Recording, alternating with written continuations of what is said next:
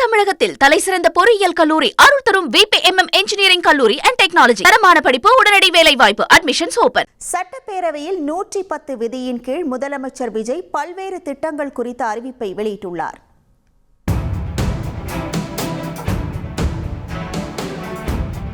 மூன்று விலையில்லா எரிவாயு சிலிண்டர்கள் வழங்கப்படும்.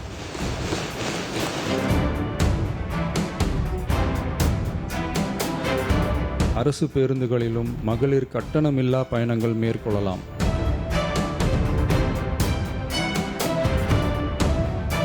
தமிழக சட்டப்பேரவை அலுவல்கள் தொடங்கியதும் 110 விதியின் கீழ் முதலமைச்சர் விஜய் புதிய அறிவிப்புகளை வெளியிட்டார். அதன்படி முதற்கட்டமாக ஆண்டுக்கு 2.5 லட்சம் ரூபாய்க்குள் வருமானம் உள்ள நலிந்த குடும்பங்களுக்கு ஆண்டுக்கு 3 இலவச எரிவாயு சிலிண்டர்கள் வழங்கும் அன்னபூரணி சூப்பர் 6 திட்டம் எதிர்வரும் பொங்கல் பண்டிகை முதல் செயல்படுத்தப்படும் என்று அறிவித்துள்ளார். மக்களுக்கு அளித்த வாக்குறுதியை நிறைவேற்றும் நோக்கிலும் எரிவாயு சிலிண்டருக்காக செலவழிக்கப்பட்டு வரும் தொகையினை அவர்களுக்கு வழங்க அரசு முடிவு செய்துள்ளது.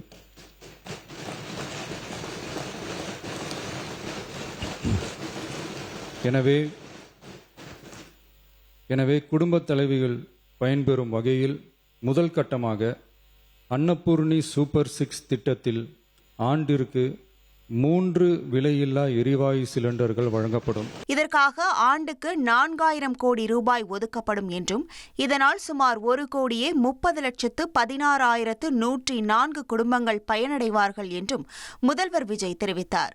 தொடர்ந்து பரந்தூரில் புதிய விமான நிலையம் அமைக்கும் நடவடிக்கைகள் கைவிடப்பட்டு மீனம்பாக்கம் விமான நிலையத்தில் ஆண்டுக்கு கூடுதலாக 2 கோடி பயணிகளை கையாளும் வகையில் புதிய முனையம் அமைக்கப்படும் என அறிவித்தார்.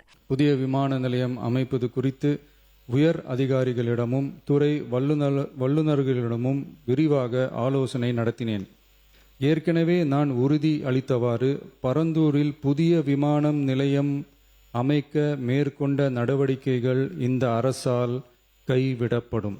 மீனம்பாக்கம் விமான நிலையத்தில் தற்போது நடைபெற்று வரும் டெர்மினல் 3 பயணிகள் முனையம் கட்டுமான பணிகள் முடிவுற்ற பின் ஆண்டுக்கு 35 மில்லியன் பயணிகளை கையாளக்கூடியதாக இருக்கும். மேலும் புதிய டெர்மினல் 5 பயணிகள் முனையம் செயலாக்கத்திற்கு பிறகு ஆண்டுக்கு மொத்தம் 55 மில்லியன் பயணிகளை கையாளக்கூடியதாக இவ்விமான நிலையம் இருக்கும்.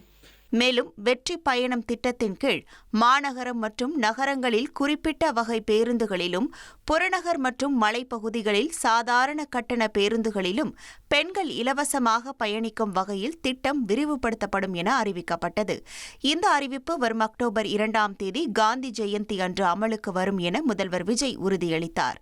மகளிர் கட்டணமில்லா பயண திட்டத்தை விரிவுபடுத்தி பெருமளவில் பயனளித்திடும் விதமாக வெற்றி பயணம் என்ற பெயரில் தேசத்தந்தை மகாத்மா காந்தியடிகளின் பிறந்த நாளான அக்டோபர் 2ஆம் தேதி முதல் செயல்படுத்த அரசு முடிவு செய்துள்ளது. முதல் கட்டமாக மாநகரம் நகரங்களில் சாதாரண பேருந்துகள் மட்டுமின்றி மாநகரம் நகர்பகுதிகளில் இயங்கும் எக்ஸ்பிரஸ், LSS, டீலக்ஸ் அரசு பேருந்துகளிலும் மகளிர் கட்டணமில்லா பயணங்கள் மேற்கொள்ளலாம்.